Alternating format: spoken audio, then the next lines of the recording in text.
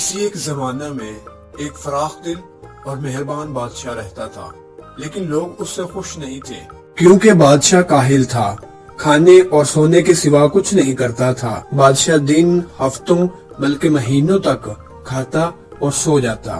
بادشاہ بستر پر پڑے پڑے موٹا ہونے لگا۔ لوگ اس کی فکر کرنے لگے۔ ایک دن بادشاہ کو احساس ہوا کہ وہ اپنے جسم یہاں تک کہ اپنے پاؤں تک کو نہیں ہلا سکتا۔ وہ بہت موٹا ہو چکا تھا۔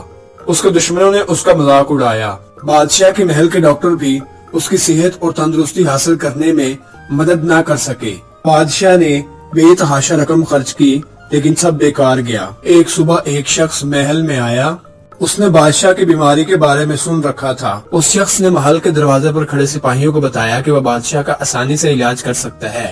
یہ کہہ کر وہاں سے روانہ ہو گیا کہ بادشاہ سلامت مجھ سے آ کے ملے۔ سپاہی نے جا کر بادشاہ سے درخواست کی کہ اس مسئلے سے چھٹکارا پانے کے لیے اس آدمی سے جا کر ملاقات کریں۔ وہ آدمی دور کسی گاؤں میں رہتا تھا۔ کیونکہ بادشاہ سلامت کا جسم حرکت تک نہیں کرتا تھا، اس لیے بادشاہ نے اپنے سپاہیوں کو بھیجا کہ اس آدمی کو محل میں لے کر آئیں، مگر اس آدمی نے انکار کر دیا۔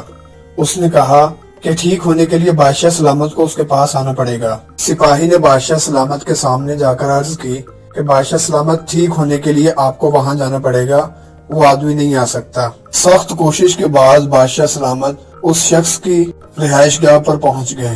اس شخص نے بادشاہ کی تعریف کرتے ہوئے کہا کہ وہ ایک اچھے حکمران ہیں، ساتھ یہ بھی کہا کہ وہ جلد ہی صحت یاب ہو جائیں گے۔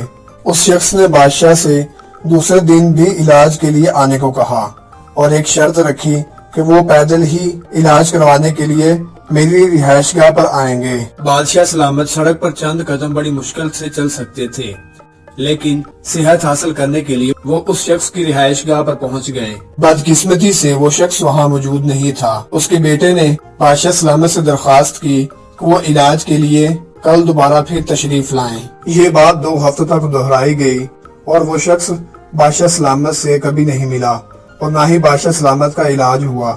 آہستہ آہستہ بادشاہ کو احساس ہوا کہ اسے بہت ہلکا محسوس ہوا ہے، کافی وزن کم ہوا ہے اور اس نے پہلے سے کافی بہتر محسوس کیا۔ بادشاہ سلامت سمجھ گئے کہ وہ شخص بادشاہ سلامت کو پیدل چلوانا چاہتا تھا۔ پیدل چلنے میں ہی بادشاہ سلامت نے بہت جلد اپنی صحت بحال کر لی۔ لوگ اس کی بادشاہی میں بہت خوش ہوئے۔ ہمیں کاہلی اور سستی سے بچنا چاہیے، کیونکہ تندرستی ہزار نعمت ہے۔